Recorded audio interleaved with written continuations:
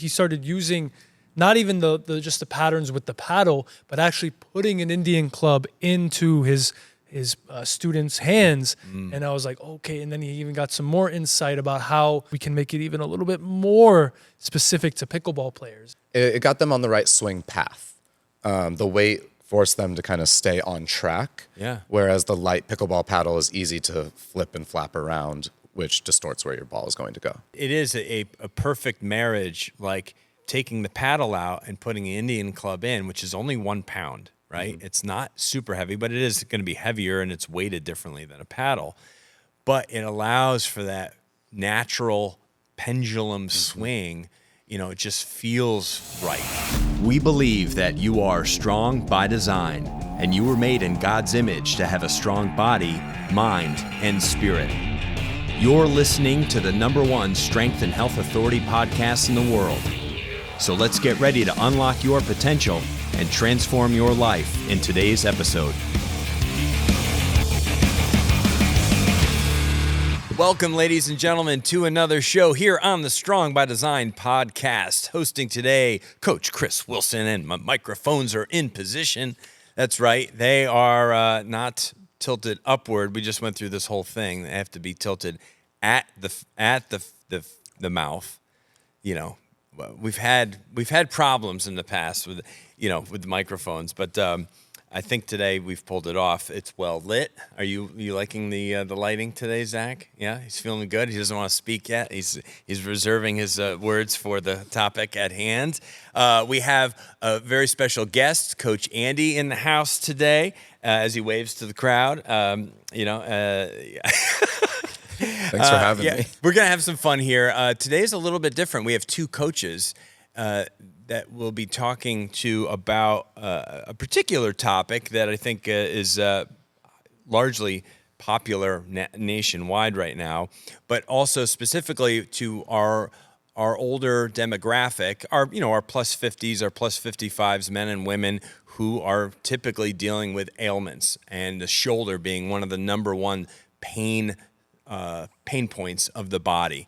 As we age, and how to navigate that, but certainly how to also have the lifestyle that you envision having when you're older. So if you're younger, listening to this conversation actually still applies, because this could be beneficial to people in your life, maybe your parents, that you could turn them on to this conversation if they're trying to be a little bit more active. Certainly one day you're going to be there as well. But I love talking about things that we can do that involve play and activity that doesn't feel like work, that doesn't feel like rehab necessarily. It feels like, it feels like fun. It feels like play. It feels like things that we did when we were children without even thinking about it, just because that's just the way that we function. It's the way that we move when we're younger, and we stop moving that way. And so before I get into the conversation, I want to introduce properly our two special guests today, Coach Zach Zenios, who has been on the podcast many times. This might be the 5th or 6th time now. There's a lot of episodes on the Strong by Design podcast with Coach Zach on it. Zach is a man of many hats. He is a neurosomatic therapist, correct? Mm-hmm. He is he's a yoga instructor. Are you still RYT 200 on that one? RYT 200. Okay. And he is also a personal trainer. He is also, what else? Well, he's a kettlebell. He's certified through Strong First, kettlebell expert. He is a Indian club expert, which will come up in conversation a lot today, obviously. Anything else? Am I leaving anything else out? Master's degree, exercise and nutrition science. There you go.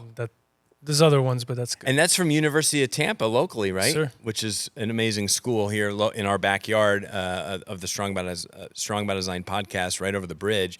And our other special coach, pickleball coach, former teacher, and now pickleball coach here at Tampa Pickleball Crew, right? Yes, sir. Tampa Pickleball Crew. It's a bit of a tongue twister for me. It doesn't take much.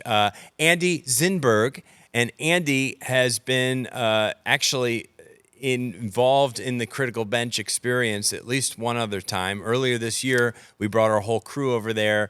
We rented out a couple of courts for several hours, and you were our instructor, and we had a really fun day learning pickleball properly from a coach who we immediately just enjoyed your company for a few hours, and you were terrific. And so I thought of you, a few months back when we were trying to pair our Ageless Shoulders programming with how it could benefit the pickleball player, the pickleball community. And you immediately, we met, had coffee. You were in alignment with pretty much everything I was saying based on what Zach has discovered in recent years using the Indian clubs and stuff. So I just thank you so much for making time to come and be on the show today and talk about something that's, obviously for us, the three of us in this room, very interesting for, longevity, for people really getting the most out of their life when they get to that, that last third,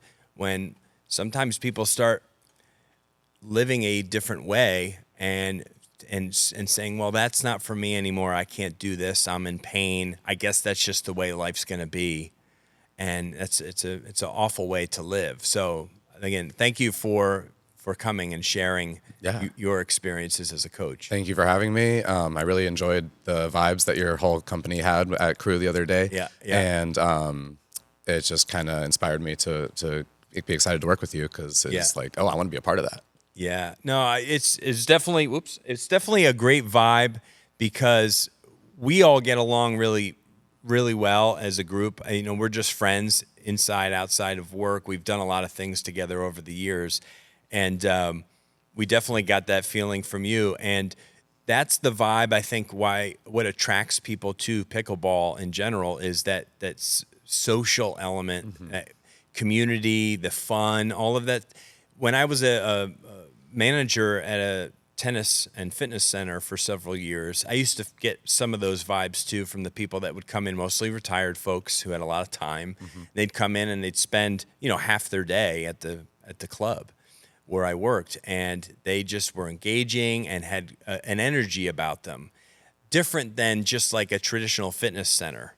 I don't know, do you get that vibe too? Like, you go to a gym and people are, healthy and looking to stay active and do good things for themselves. There's another element, I think, that seems to be there when it comes to like a play environment, or competitive play environment like pickleball. Do you pick up on that as well? 100%. Yes, we have people who will bring their computers and they'll be on call at work, but they'll be playing pickleball.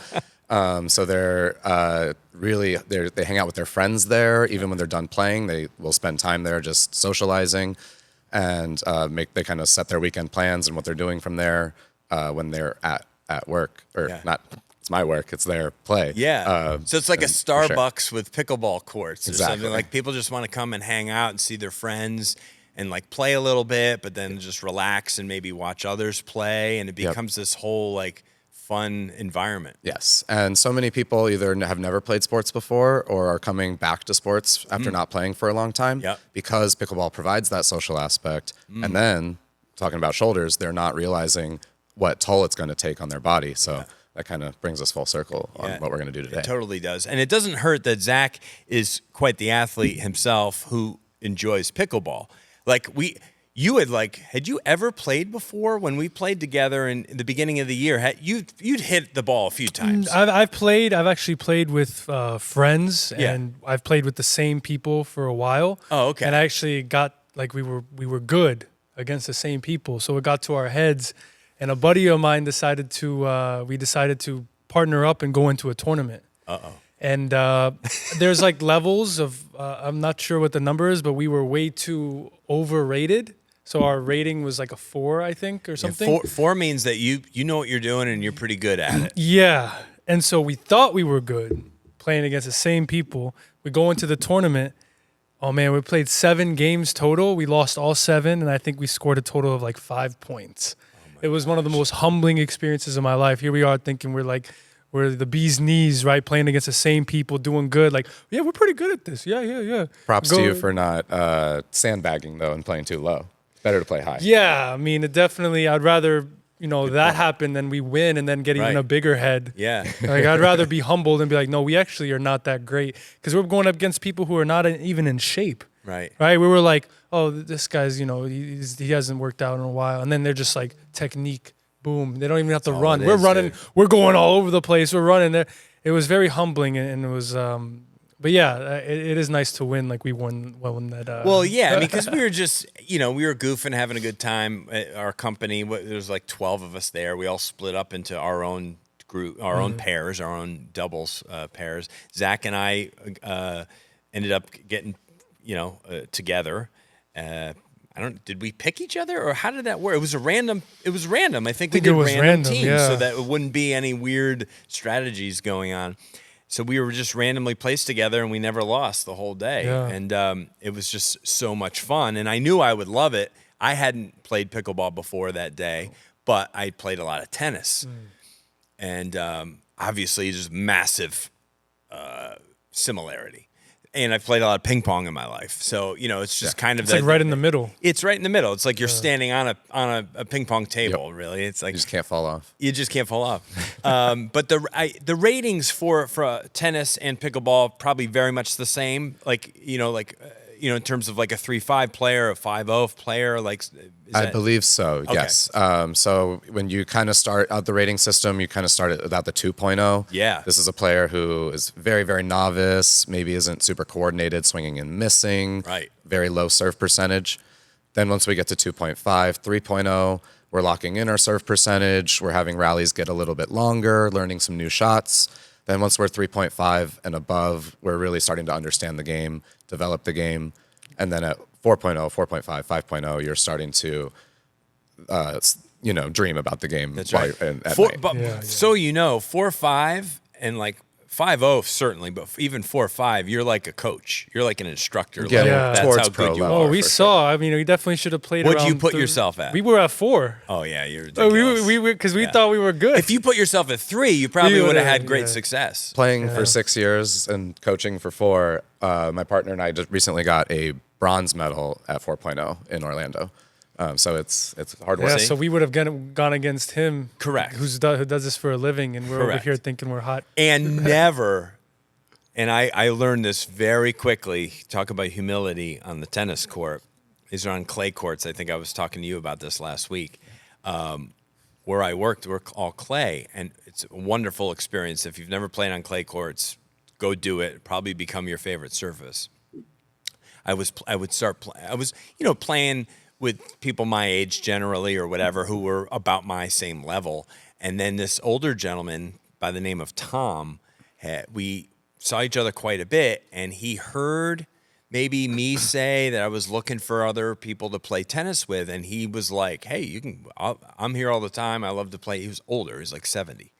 He's like, we come out and play against me or whatever. And I, of course, in my mind at the time, I'm like, your age.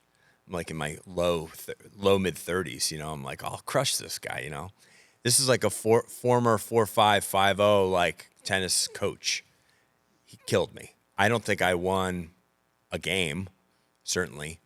Barely could win any points because he would just place it wherever he wanted to. He'd lob it over my head. He would do all those things. He was just this older, kind of just normal looking older guy. Crushed me. But we played regularly for years, and I got better, and I got better, and I got better. And he would marvel at how I would chase things down, and I would marvel at how he could just run me around, and we had the best time.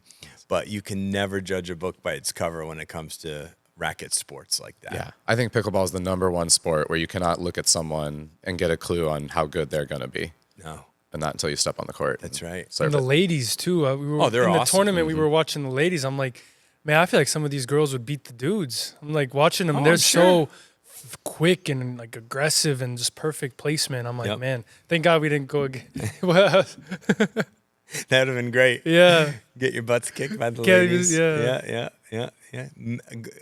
Gladys and Marge. Yeah, the older ladies too. They were so into Back it. me up, Janet. That's awesome. All right, so initially I'd like to just establish who you are, Andy, for our audience. Obviously, we've talked before. You were a school teacher for many, many years. You transitioned into pickleball several years back as it was growing in popularity because of your own interest in playing, right? Yeah. and you were just like, well, heck, I'll just do this for a living. Take us back to that kind of that transition that you had in your life from teacher to pickleball coach and the passion. Oh, definitely. I was lucky to have some freedom within my scheduling because I was a substitute teacher in San Diego, and I had a friend who had a court available for me to use. So I started subbing Monday through Thursday and then teaching pickleball lessons on Fridays.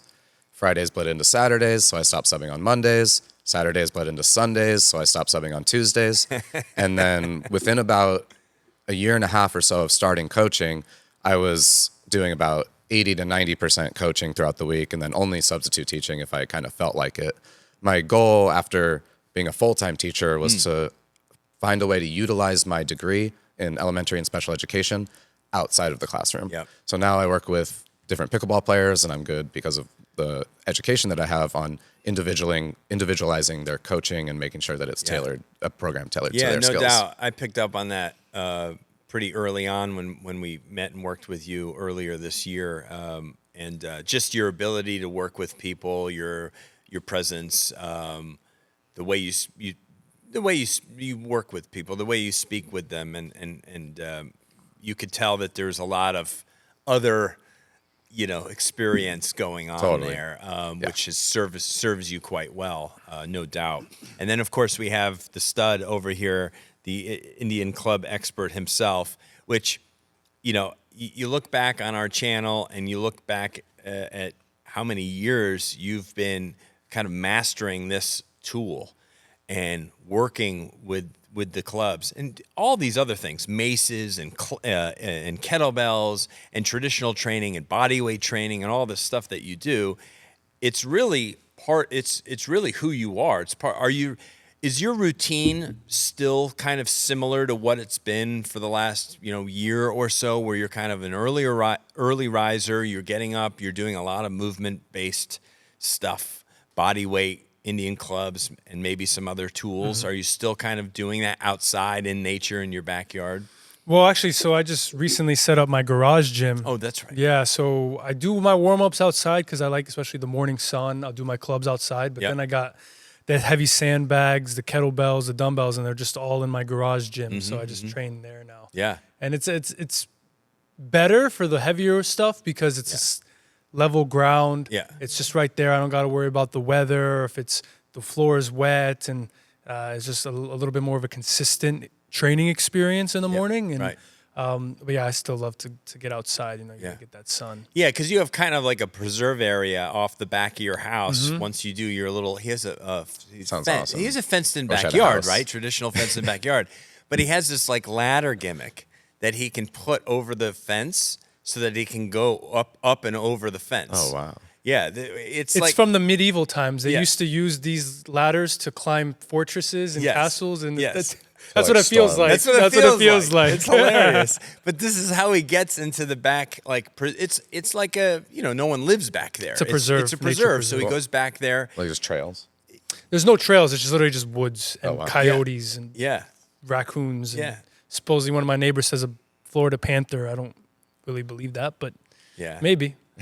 They named the hockey Maybe team one after of these something. maybe one of these days you'll see each other back there. But no, it's cool. A lot of your stuff on your Instagram is kind of shows this area off a little bit and kind of how you like to operate back there and in nature, grounded, barefoot, all that stuff, which plays pretty heavily into like all of this that we're talking about today is like starts from the ground up. And if you're moving right from your feet through your knees, through your hips, everything else seems to follow, right? So shoulder pain specifically is a real deterrent for people as they get older and doing anything, reaching up into a cabinet, doing yard work, right? Certainly playing tennis or pickleball or any kind of sport-related activity is maybe not even an option anymore because this is an area that maybe from past traumas or just underuse for decades. And it really robs people, I think, of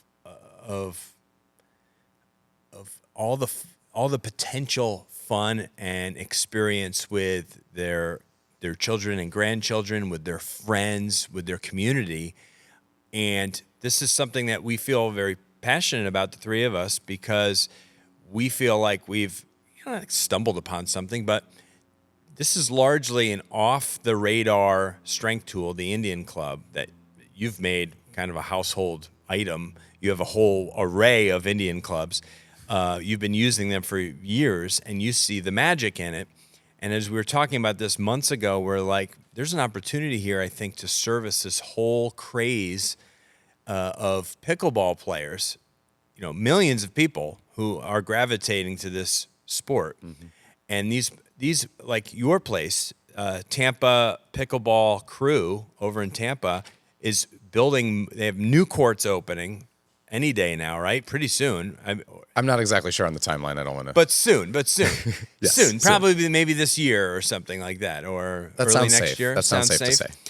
Huge indoor facility, kind of cool vibe to it. Great vibes.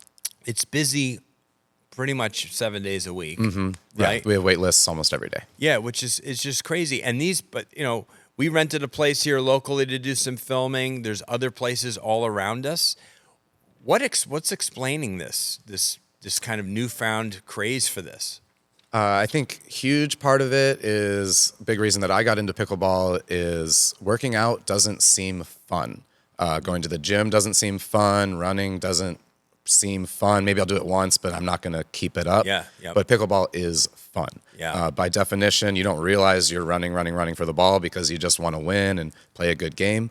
And then by the end of your 15, 20-minute game, and you play 6, 7, 8 of those in a 2-hour session, you're dripping sweat, but you're smiling and having a really good time and being able to do it with friends and kind of work on skills and test your own self along the way. It's a lot under the umbrella. Yeah. I think that does a great job of capturing it. It is. It's centered around just having such a good fun. It's competitive. It's not. I'm sure some people really go overboard with how competitive they get with it.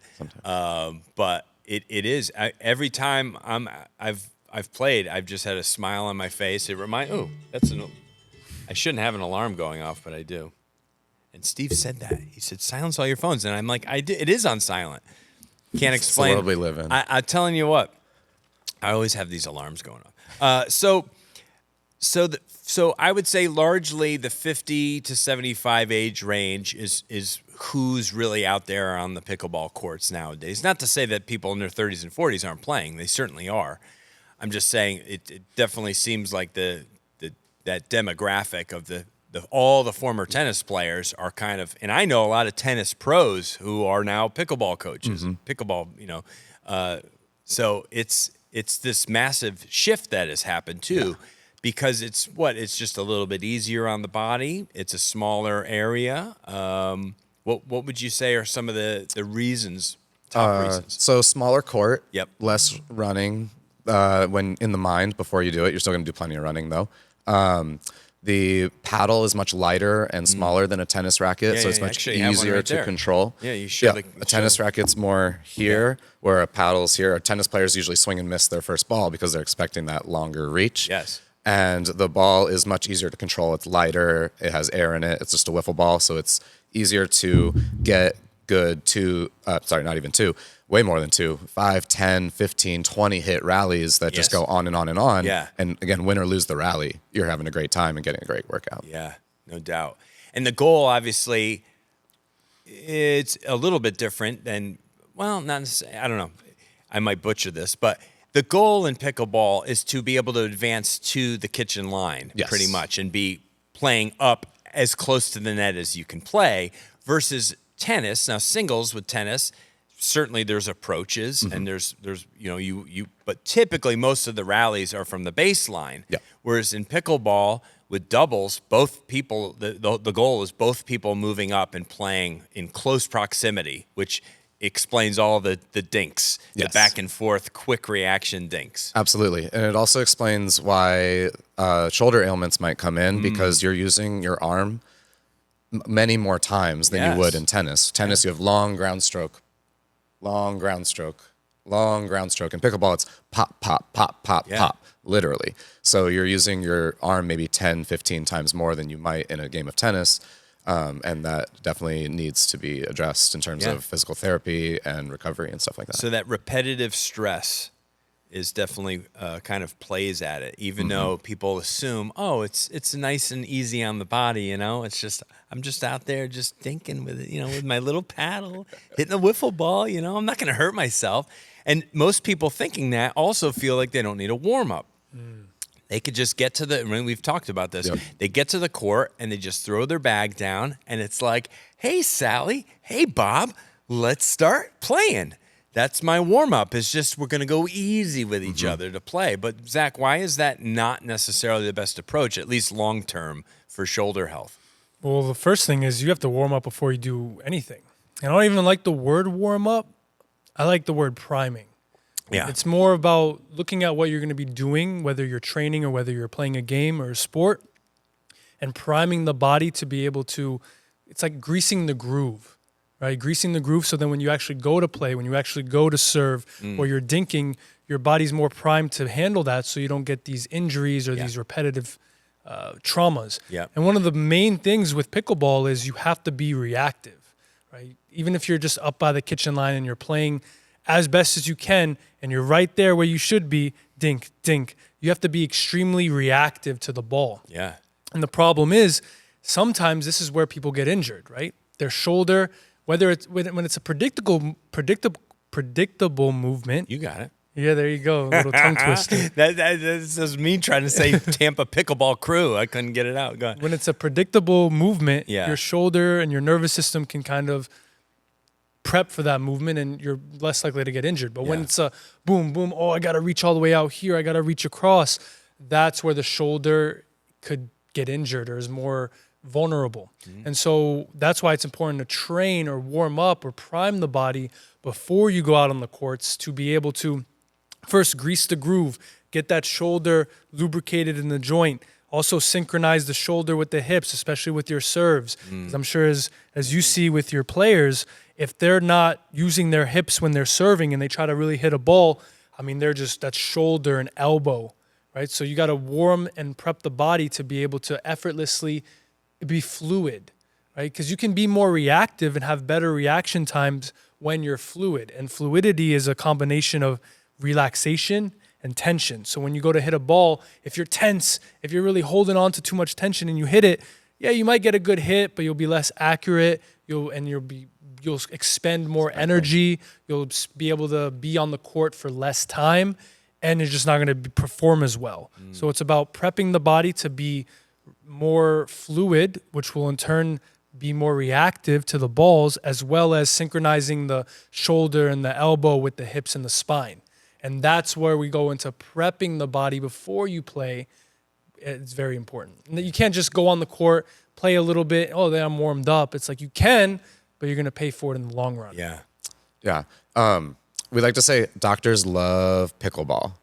Yeah. Not because, maybe because they play, but also because people do get hurt playing pickleball. Yep. They think, small court, little paddle, little wiffle ball. But if you do not warm up, take maybe 2 minutes to warm up, then your body isn't ready to do what it hasn't been used to doing. Yep. And I tore my Achilles, unfortunately. Yep. We see people with legs and shoulders and backs problems almost daily. Yeah. And people are always crunched for time, right? I marvel sometimes at just the pace of life, right? Everything is just so fast moving, and it's frustrating even, and we're all in it. We're all kind of moving in this fast pace, but you only have an hour for this or an hour for that or not. And so people sacrifice their priming time, their warm up time, whatever those minutes should look like when they first get to an activity like pickleball.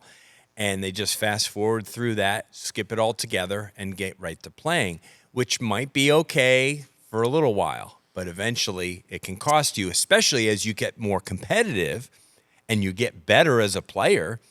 The warm-up, that priming, becomes even more important because of just what you're demanding from your body as you kind of ramp up that competition, right? And level of play and frequency of play. Yeah, I love coming up with analogies. So my brain is turning. It's kind of like in school when you're like the kids who study all the time, like you think they should be having more fun, but now we look at them and they have really good jobs. They're making a lot of money. Yeah. So it's like you should stretch, because if you want to be able to keep playing and play hard and play good, you need to take that time to do that less cool thing that actually is very, very cool, because it keeps you going. Meaningful and not super time consuming either. Just a matter of minutes every time before you start. It's not even the matter of do you warm up or do you stretch, it's how are you warming up. Yes. And I'm sure that you see a lot of people when they let's say they are going to warm up, they just kind of maybe do a couple arm swings, or they stretch their quad, and they do a lot of static stretches. And I mean, the science is clear about static stretching. While static stretching is great after you train, or great at improving flexibility in a corrective stretching environment, before you do anything, especially explosive, and pickleball is explosive, you do not want to be static stretching. And what I mean by static stretching is you hold the stretch. You want to be doing something more dynamic. One for your lower body, yes, but even for your upper body, right? That shoulder needs to be dynamic to be able to get fully back and load up to hit a ball. Or it needs to be, you have to be dynamically stretched. And what better way to do it than to warm up in the dynamic way the patterns you're going to be using when you actually play. Yeah, it's like if you go to a sporting event, like let's say an NFL football game, what are you seeing on the field an hour before the game starts? You're seeing all the players from both teams, right? You're seeing the linemen kind of lining up like they're at the ball and coming off the ball, those first 5 to 10 yards.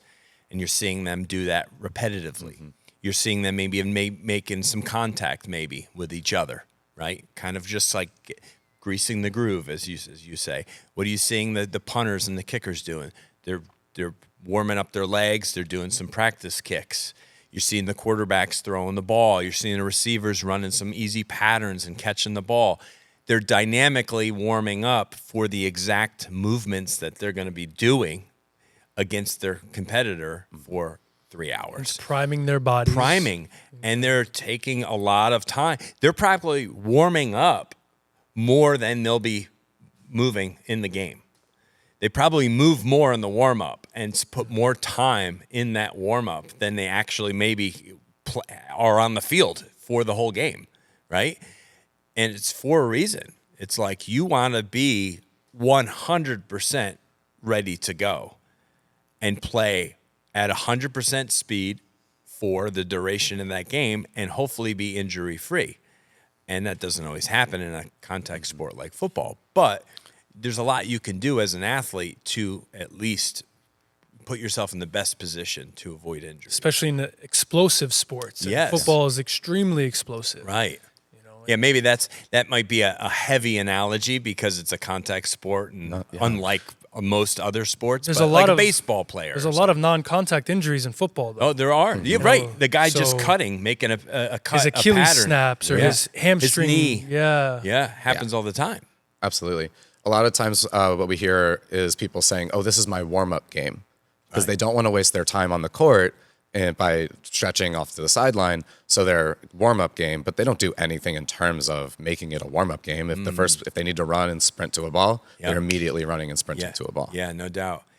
There's also one other aspect to this that I didn't really have in my notes to necessarily discuss, but what are you doing as a pickleball player, just as a man or woman over the age of 50, when you're not playing pickleball? When you're not at the pickleball court for that competition with your friends and stuff? What are you doing at home? What are you doing maybe when you go to work out at the fitness center that you have a membership at?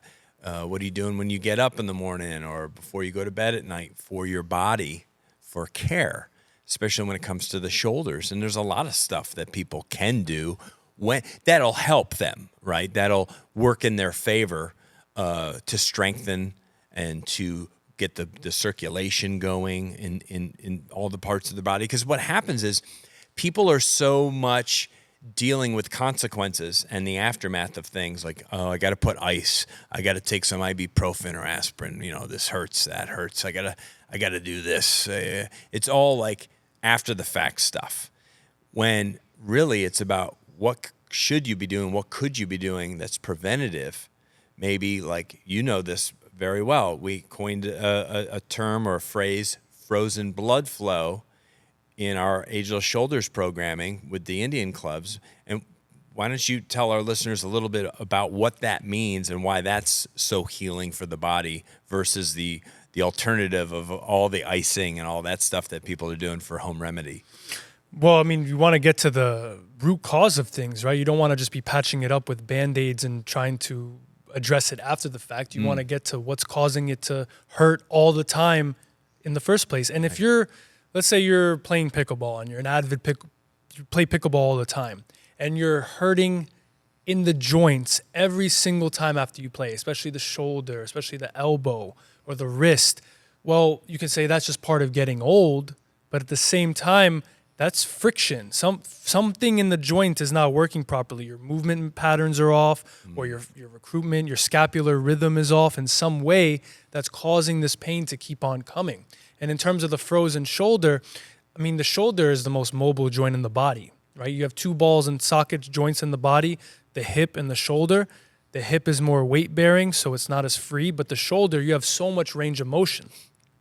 And a lot of times when you go to a PT, a physical therapist with some shoulder pain, they're having you do like isolation exercises with bands. Yes. You're doing one little rotation here, one little rotation there. That's going to actually throw your shoulder off even more. That's going to throw off what's called scapular rhythm, which is your scapula be able to move together in the proper way with the proper neuromuscular connection. And that's where frozen shoulder comes in, right? Your shoulder's not moving. It's not working. Adhesive capsulitis, like there's inflammation in there and it's not moving properly. It's not moving in the ball and socket. There's not enough synovial fluid or lubrication. And so we don't just have to train the shoulder. We don't have to prehab it with bands. No, we actually got to get the shoulder moving in the circular rotation to free it up of any adhesions, to get the blood and the lymph going, especially as we get older. Yeah.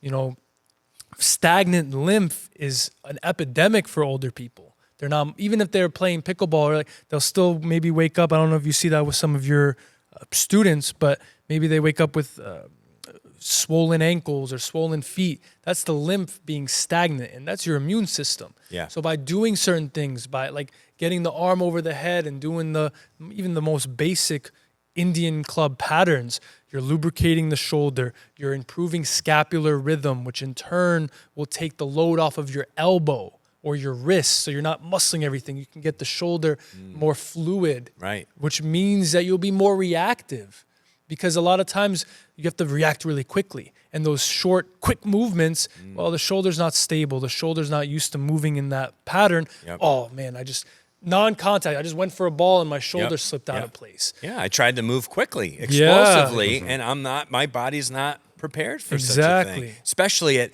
9 a.m. when I've barely done anything. You know, Yep. That's my court time, 9 a.m. I better be playing by 9:01 or I'm wasting my court time. You know, and it's like, no. And there are things that people could be doing when they're not there that would benefit the shoulder in terms of just the circular rotation, as you talked about, and strengthening that area so that when they get to the court, just 2 or 3 minutes, maybe 5 total, if you're, trying to really go through all the strokes. Even you, Andy, the other day, you're hitting a guy against the wall a little bit, just maybe after doing some certain motions of the shoulder and hips and stuff and hamstrings, like there's lots of things to wake up and warm up. Then maybe some nice easy strokes against the wall, but it's not about, again, the length of time that you dedicate to this. It's about what you're doing during that amount of time. And even me, a pickleball stuff aside, when I train, whatever it is that I'm working out in a particular day, like yesterday's a great example. I worked out at home. I go through a series of motions. I do thoracic twisting, T-spine rotation. I do like inchworms to upward dog and downward dog, and with some push-ups.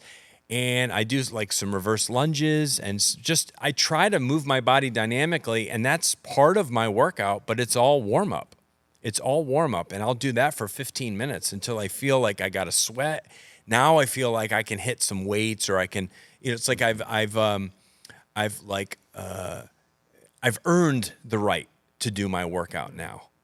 Do you go about it kind of like that for yourself, Zach, when it comes to whatever it is that you're doing? If you're training, maybe a little bit more of an intense workout that's coming in a particular day, you don't just go right to the heavy sandbag. No, of course not. You're doing something else for a while to earn the right to be able to pick that thing up and work out with it. Yeah, I mean, for me, let's say I'm about to lift a heavy sandbag in a bilateral lift, just like pick heavy thing up, put it down. Yeah. Before I'm doing that, I'm doing some spinal fluidity things. I'm working with the rope, I'm working with the clubs, getting that thoracic spine moving and just getting everything kind of working together before I go and lift that. Yeah. And then when I lift it, my body feels so much better. And then at the end of my workout, I go back to that spinal fluidity, especially if you're lifting something heavy. Yeah. And you're using, let's say, the Valsalva maneuver, or you're really bearing down and locking everything in. Yeah. While that's great when you're lifting something heavy, that can also create rigidity in the spine, rigidity in the torso, and then you're moving like a brick. And so if you are gonna do heavy lifts, or you wanna, lift something heavy and get really strong, you also need to balance that out with fluidity in the spine, fluidity in the and like getting the whole body working together with the hips and the shoulder. So it's very important not just to warm up. That's why I like the word prime better than warm up, because when you think warm up, just get my heart rate up. Yeah, get a little It's heat very in the general, body. Yeah, where it's like priming. No, what are you doing that day? And how about you prime the body in a way that's going to make what you're doing that day better, less likely to get hurt, and make you perform at a higher level. Yeah. And Andy, you've been swinging the pickleball paddle for several years now. Yes, sir. But just recently, you got to start swinging an Indian club. Yeah. With Zach too. I mean, you and I did it a little bit that one day when we met for coffee and we're in the parking lot, and I gave you your first Indian club. Maybe did I give you one or two? One maybe I just pounder. gave you one. Yeah. And Not ready for two yet. you're not ready I'll for get there, two I'll of get them there. yet. And I just showed you a few basic moves. Then you got to, when you and Zach met, you got to swing it a little bit more and get that fluidity a little bit.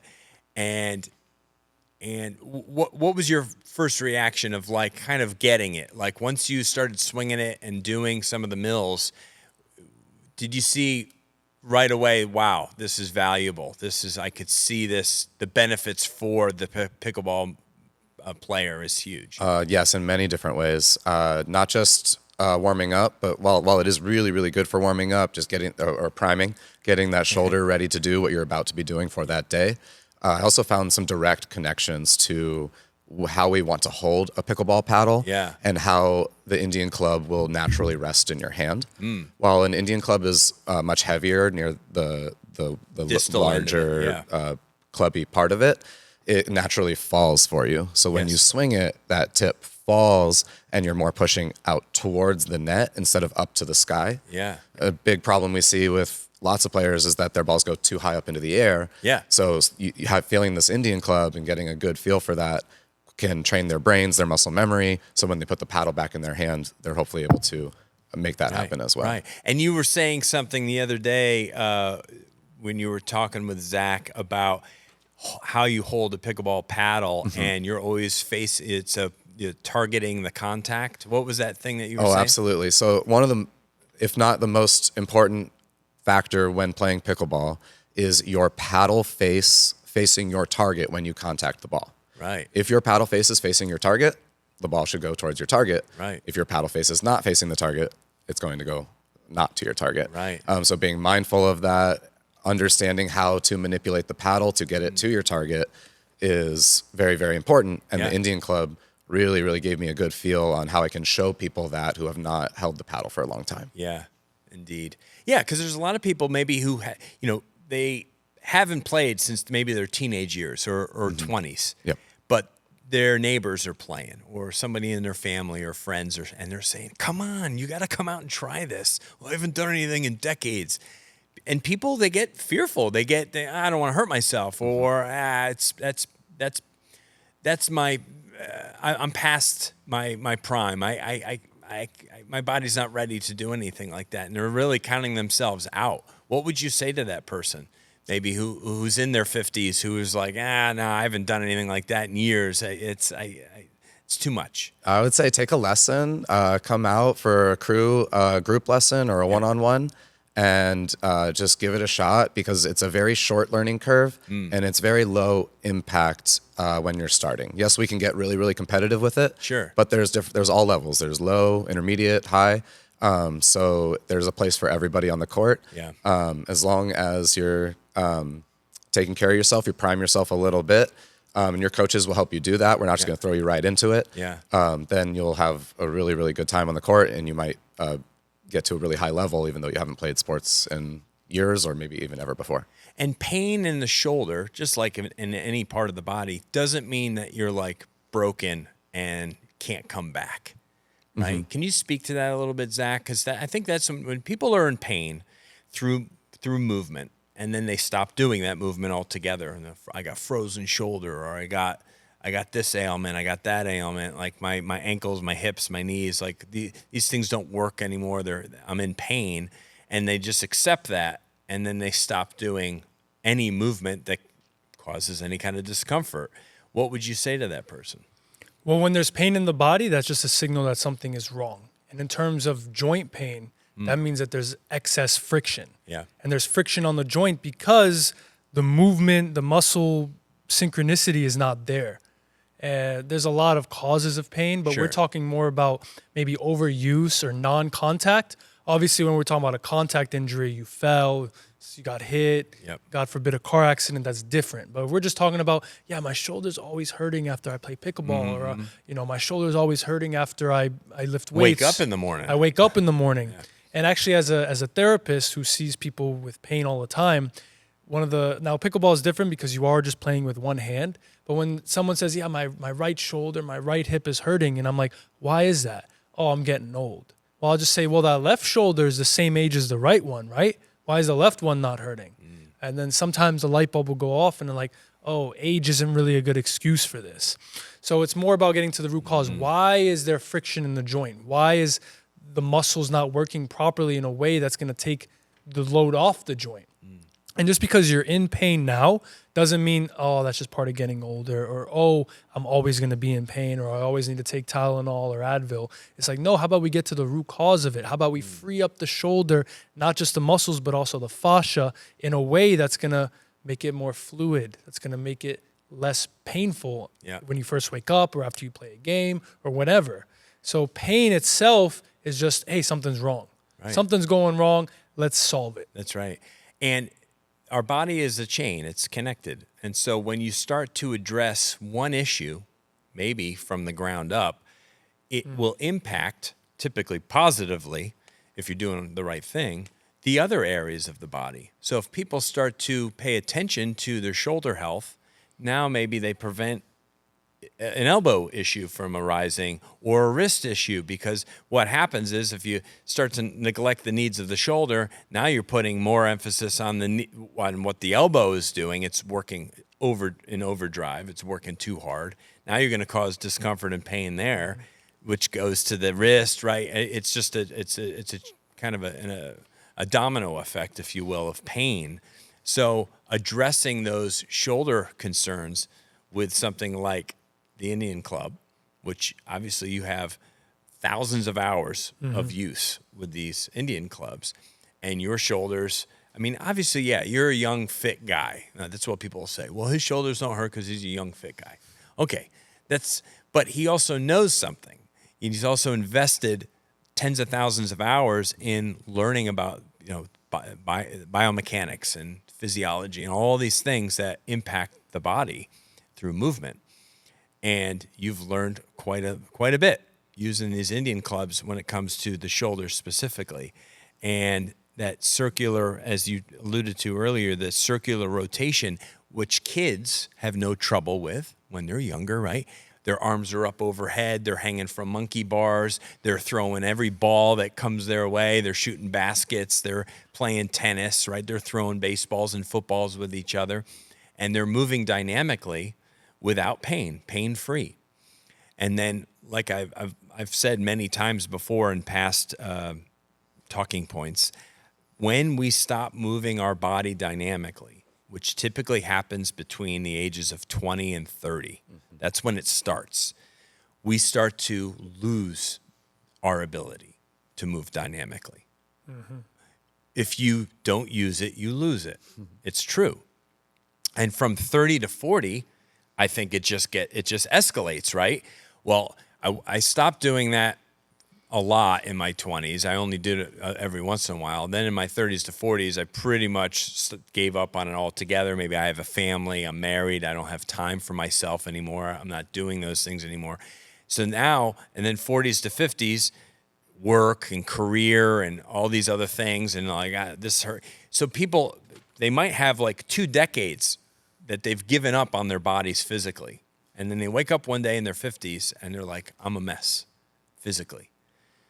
And it's scary. I'm right at that age. I'm 49 going on 50, but I'm not that person. Like, I've always made movement a priority in my life because I love it. I don't feel right if I'm not moving my body. And I'm not fit like Zach is. I'm not young and like ripped and all that stuff.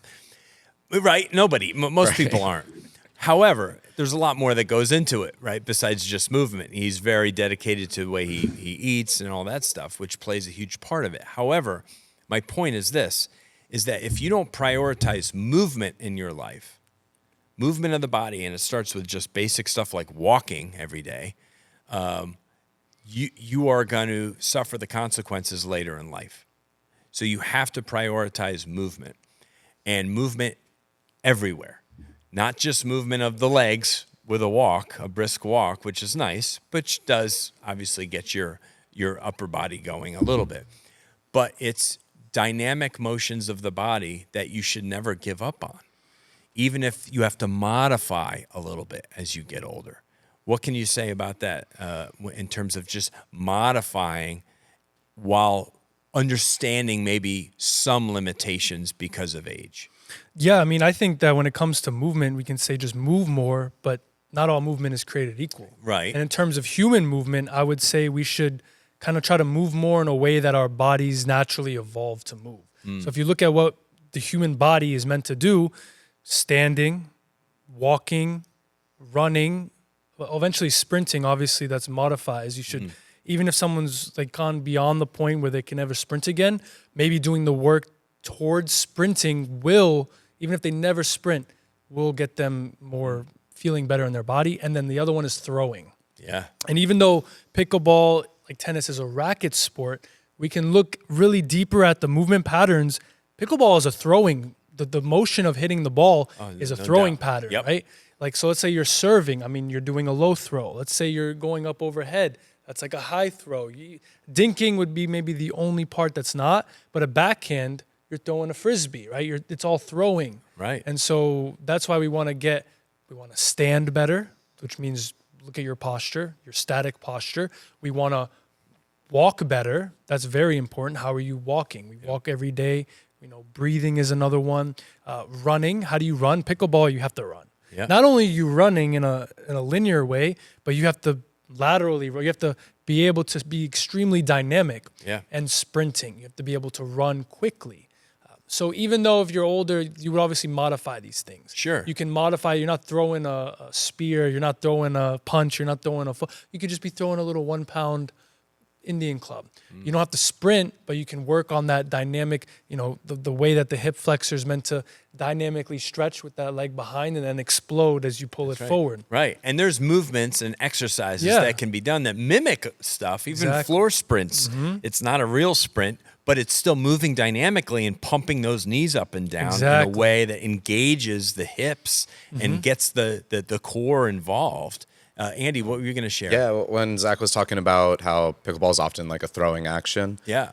When I'm having individuals learning dinks, or a big shot that we use is called a drop shot in pickleball, I often take the paddle out of their hand and have them just ball in hand, tossing to feel the action of what we want their arm and shoulder to be doing. Yeah. So we control the wrist, control the elbow, and use the shoulder. And then the other day, I actually put I had a client who was having a really hard time getting their serve in bounds. So I took the paddle out of their hand, which was too light, and put the Indian club in their hand and said, this is how we need to have our arm feel. We want to get on this roller coaster, that pirate ship roller coaster, goes back and forth, like a child's swing, back and forth. So creating that motion without the paddle, with the club, And then with the paddle, gave them just lots of different looks to get familiar and be able to make that happen for them. I love that. I love it. He's already implementing this. Oh, yeah. The Indian club into his pickleball teaching. Well, the other day, you know, when we were going through the warm up, I had in my mind the warm up, but then sharing with him, who's works with the pickleball all the time, he helped me actually even make it better. Yeah. Right. When we were doing the move called the saber serve, I was just thinking about the shoulder and getting the hip and everything together. But then he's like, how about we just rotate a little bit to mimic specifically for pickleball how you, when you go forward, the face of the paddle is going to the contact where you want it to go. And then on the way back, you also rotate. So he also changed the stance. He's like, this is more applicable for pickleball. So we had these little adjustments to make it more specific to pickleball. Coast Guard helicopter. Yeah. Nice. No, go ahead. And then even he just said that he started using not even the just the patterns with the paddle, but actually putting an Indian club into his students' hands. And I was like, okay. And then he even got some more insight about how this is more we can make it even a little bit more specific to pickleball players. And it was like, oh wow. You know, so hearing it from a pickleball coach, using it with his students, and the students loving it because of the weight can make them. Well, how did you word it? Like, it got them on the right swing path. The weight forced them to kind of stay on track. Whereas the light pickleball paddle is easy to flip and flap around, which distorts where your ball is going to go. Right. No, I love that. It is a perfect marriage, like taking the paddle out and putting the Indian club in, which is only 1 pound, right? It's not super heavy, but it is going to be heavier and it's weighted differently than a paddle. But it allows for that natural pendulum swing. You know, it just feels right. It feels right. And this is something obviously that Zach has known for a long time because he latched onto this motion knowing like this is like benefiting me. This is benefiting my shoulder. This is also fun. And he's super creative with, he does, you have some videos where you're just dancing with these darn things, like just twisting and turning and spinning and just playing with the club and coming up with new ways to use it, which is good. That's just like anybody who's really good at their craft. They have jam sessions for musicians. What do they use jam sessions for? They record jam sessions so that they can play together and just go off in any direction and see what happens, and then go back and listen to the jam session and listen for where's the new sound, where's the new groove that we got, right? And probably find something that works for them, and then they can turn that one little piece. Maybe it was just a minute of them jamming together, and they're like, we can make a song out of that, right? And that's the same thing with the Indian club, which is so cool. Is like if I can just play with it a little bit and use it in different ways. I can, especially somebody like you has all this experience, I'll find new methods and new ways, just like you experienced with Andy, a guy who knows how to swing a pickleball paddle, and he even turned you, showed you something new that you could, this will make my warm-up drill even better, which you designed a 2-minute warm-up for the pickleball player using just their paddle. So they don't have to bring their Indian club with them to the courts. They can just have their paddle, but do this very quick and easy and targeted warm-up that's going to prime their body. Yeah, and actually going off of what Andy said with the weight, how the weight in their hand allows them to kind of get their swing pattern on point. Yeah. The weight is a huge component of the club because with the weight, I always tell my students when I'm teaching someone even brand new, let the weight do the work. Yeah. Your body's just kind of riding the wave, and the weight and the momentum is what's actually propelling it forward. Yeah. And so when I'm just freestyling with the club, that's what I'm doing. Let's say I'm flinging it out to the side, and then as the weight starts to do its momentum or the gravity takes over, I'm like, how can I position my body in a way to make this more fluid? And that's where like I've come up with so many additional moves just by flinging it and being like, how do I ride this wave of the weight? And that's a big component of it, because when you look at, like, let's say training, just a question, when you have your pickleball clients, especially the older people that are really, really into pickleball, what other modes of training or exercise are they typically doing, if anything at all? I know a few who do personal training, maybe walk or bike. But for the most part, I would say that pickleball is their exercise. They're getting their 2-hour session in or their 1 hour lesson in, and that is most of their dynamic workout for the week. If it's not stuff that's a little bit more static, like stretching or yoga or Pilates, and then like walking on Bayshore and stuff like that. Yeah. And so one thing that's important as we get older, while pickleball is great, right? It works your mind, works your body, the cardio. As we get older, we want to have a little bit more weight resistance. Now, a club is 1 pound, right? So it's not that much weight, but it is something. And so by simply moving that club around, you're going to be putting a little bit of pressure on the bones in these specific movements, especially the shoulder with the circular rotation that's going to build bone density and build the frame. And then obviously as you can get a little bit heavier, 2 pound clubs, 3 pound, all the way up to 25, 30, like they get pretty heavy. But that weight resistance is kind of missing. You do get a little bit with the, let's say you're jumping and landing, but as you get older, you really want to be more cognizant of weight. And I can't think of a better way of training your body than with clubs with a little bit of weight that's going to directly impact how you are on the field, or not the field, the court.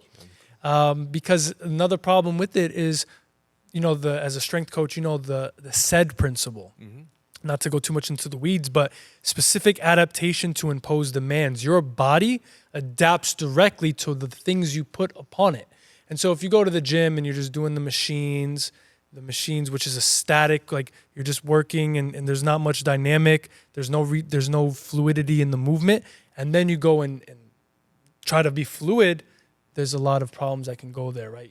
The body's not prepared in that way to move dynamically, which is why even though people are like, oh, you're so young and you're not in pain and this and that, like I'm 32, I'm fit, sure, but I know other people who are maybe even look better than me at 32, all kinds of pains, all kinds of inflammation in their joints, because they're typically just training like a bodybuilder, typically just doing these grind type exercises that don't really work with the dynamic mobility. Maybe they might do some yoga or some stretching on the side, but they're not really working the body in the way that it's meant to do, meant to move, and that causes the pain. So I can't think of a better means of strength training, especially for older people, than with some clubs, starting with the 1 pound, but then working your way up. That will immediately affect how you operate on the court. Yeah, and that's obviously Ageless Shoulders is a program with the intent of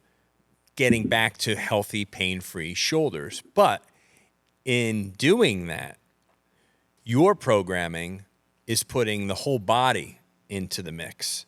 You're getting the footwork, the hips, the core, the trunk to also coordinate and move with this. And that's what makes, the application of Indian club training, Indian club movement patterns so beautiful and perfect for pickleball, because the motions are very much the same. The way that and without you even doing it specifically for that, it's just kind of your nature. You're adding your own, because Indian club training dates back many, many years, centuries back. But you've kind of put your own spin on it. And it's largely been under the radar for the last 100 years, let's say. Since World War II. Yeah. And this was something that, you saw the magic in it and the benefits to it that would be for anybody at any age. And it just has such a correlation to the movement patterns and motions of the body required in pickleball. And I think that's just what made this marriage, so nice. Yeah. It's just so natural. I'd certainly never heard of an Indian club before, but I actually have a old paddle that I taped a 2.5 pound weight plate that's to. right. Yeah, you said that. So that I could have clients kind of create that motion that the club actually creates for them. So I can go from the club to the weighted paddle to their paddle, and there's immediate direct connections. Funny. Yeah, so you created basically your own paddle Indian club. Exactly. Yeah, and just trying to train your clients, and that's pretty awesome. So, obviously, most of the conversation today is dedicated around the pickleball player, But as I said, this applies to anybody looking to stay active into their 50s and beyond, 50s and 60s plus. Did you happen, Andy, to see a news piece that just came out, I think within the last week or so, and there's this woman who's like, I want to say she's like 95. Wow. Pickleball, and she's like winning stuff. She's like doing great. And I'm trying to remember I think it was local. That's why it was like, I think it was on local news. It wasn't national news. I think it was local news in this area. And she is just this vibrant. She does not present as at 95 or whatever she is. She's well into her 90s, and she's somebody that just is out there getting after it, winning pickleball games and having a great time, full of life, full of energy. And I think that's who I'm trying to, that's when I'm speaking to people, that's what I'm trying to get them to envision for themselves, whether it's pickleball or whatever the activity is. Maybe you have no interest in paddle sports or racket sports at all, and that's fine. But whatever it is, maybe you're a golfer, maybe you're, you just want to stay swimming really a lot. There's a way to stay doing these things later in life and not robbing yourself of those, golden years of being up out of your house, being out of your chair, and just making movement a priority. And the way to do it is to keep your body as close to pain-free as possible. Not saying that you're going to be pain-free. Right. Everyone has kind of deals with their ailments, but there's, like we talked about, pain is just your body's telling you that there's an issue there and you probably should address it. And that's what the Indian Club does such a great job of, is addressing those issues in the body, specifically in the shoulders, and being able to circulate the blood to promote healing. Yeah. Yeah, that was a big thing. Again, the reason why I got so into the clubs especially is because I started seeing people on my treatment table, and their shoulder, they hurt their shoulder. And then they went to the rehab through a PT, and I'm asking, how was it? It made it worse. In some cases, it literally made it worse. Yeah. They're just doing their band exercises. They showed me what they taught them.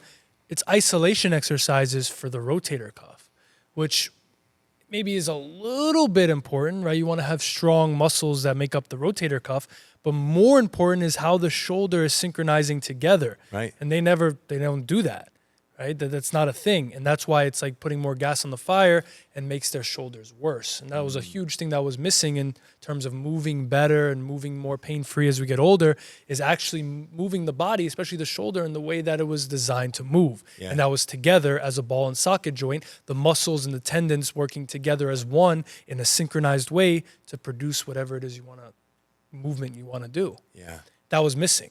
And I'm like, okay, so like, how can we do this for older people? Because that's older people are the ones that the medical costs are through the roof. And then what do? We're in pain. How do we subdue the pain? Yeah. Painkillers, anti-inflammatory drugs. These no, you're shutting off the signal that's telling you, hey, wake up, fix the root cause, right? Yeah. And that's what's missing. Yeah, that's what we're all about. Fix the problem. Don't just Band-Aid it, Yeah. Andy, any last thoughts for our listeners, our viewers, of the magic of pickleball and being out on the courts and all the benefits? Well, one thing I was thinking about in terms of the Indian clubs as well is we hear that new phrase, sitting is the new smoking. Yes. So just being static and not being dynamic can be just as bad as doing something as bad as smoking cigarettes. So even if you're between games, you could be moving a club around, swinging your paddle like a club, getting your shoulder going so that you're more warmed up for your next game. Yeah. You're primed for your next game. Yeah. In open play, you might be waiting between 5 and 15 minutes for another game. But once you're in tournaments, you might be waiting 30, 45 minutes to an hour before you get to play your next game. And you need to keep yourself primed and ready. But hitting a ball constantly can be overwhelming. You might have to be in the sun to do that. So you can take your Indian club or paddle into the shade and just keep yourself moving and dynamic. Yeah. Has there been a person that comes to mind? You don't have to name them or anything, but somebody that you knew was new to pickleball, who you saw this change occur in them or happen maybe over time, short period of time or long period of time, where they just gravitated this, kept showing up, kept putting in the work, and then just became part of the community, and it kind of changed their outlook, maybe it changed their life? Yeah, I taught a woman how to play 4 or 5 months ago, and then this past weekend she won a silver medal at the 3.5 level, which made me feel really good and good for her crew, and where she had never played before, now she's like solidified in this community and really loves it. And making friends, I'm sure. Probably some of her new best friends are going to Tampa Bay. I can't tell if she's dating this guy or not, but they seem close. Potential marriages happening here. So yeah, all good things for sure. But yeah, I think it's just vital to our existence as human beings is when we get to that final third, if you will, of our life, those final chapters, that we're able to enjoy our time with other people, with experiences and making new memories and playing and moving our bodies the way they're designed to move. Mm-hmm. Because once we decide movement is beyond us, that's in our past, that's when I think we're looking for the exit, and I don't want to look for the exit anytime soon. I want them to be dragging me off the pickleball court, kind of thing, and so that's awesome. Zach, just thank you so much for your enthusiasm and your passion for helping people through, the Indian club training. It's just a tool. It's just one of the many tools that you have kind of at your disposal over the years, all the things that you've learned and ways that you've implemented strength training and resistance training into your life. But the Indian club certainly kind of is at the top of the heap, just because it's such a special thing that pretty much anybody can pick up and start using. And they don't necessarily have to look like you using it because you're pretty darn advanced, but there's a place to start, and the Ageless Shoulders program is that beginner level starting place. Mm-hmm. Yeah. Yeah, and just real quick too, in terms of the pickleball players, and we keep talking about shoulder. Yeah. But even you made a little point of it. I want to emphasize it. Let's say you see a lot of people with elbow pain. Mm-hmm. Big time. So typically, unless it's a contact injury, the elbow pain doesn't come from the elbow. The elbow pain comes from the shoulder, and in some cases the wrist, but more than likely it's the shoulder. Same thing as the knee. People who have knee pain from a non-contact injury, it's not coming from the knee. More than likely it's coming from the hip or the foot. Yeah. So you look up or down. And so even if someone over here is dealing with elbow pain and like, is this going to help me? It will, because it'll free the shoulder up in a way that the shoulder takes more of the brunt rather than the elbow. And the club training, like with the side mill, the one of the main components of the 2-minute warm-up before you play pickleball, as done with your paddle, is it's actually moving the hip in a way that's going to open and close it with the shoulder. So even if someone has knee pain, just doing a couple of those movements to lubricate the hip will take the load off the knee. So we're not just isolating shoulder here. Shoulder's the main component, but we're also talking about elbow pain. We're talking about knee pain. We're talking about hip pain, even foot or ankle pain because of the little pivot of the foot that was working. So it's the entire body that's working with that 2-minute warm-up. And then the bigger scale would be the Ageless Shoulders program, where we're even including some hip hinges with the pendulum. So it's a full body therapeutic method that's going to get everything lubricated, working together in a way that more pain-free, perform better. Yep. I mean, it's for any age. Yeah, for any age. Well, thank you guys, both of you, so much for being here. It's a great conversation. Certainly, listeners, whether this applies to you specifically or to somebody in your life, maybe it's a parent, it's a friend, it's a neighbor. Certainly, there's somebody who will benefit from listening to what Coach Zach and Coach Andy have had to share today. Their desire to get people out and moving in the world. And I mean, we're in the health and fitness space. That's the industry that we operate in, right? And we want to keep people moving and keep them as close to pain-free as possible.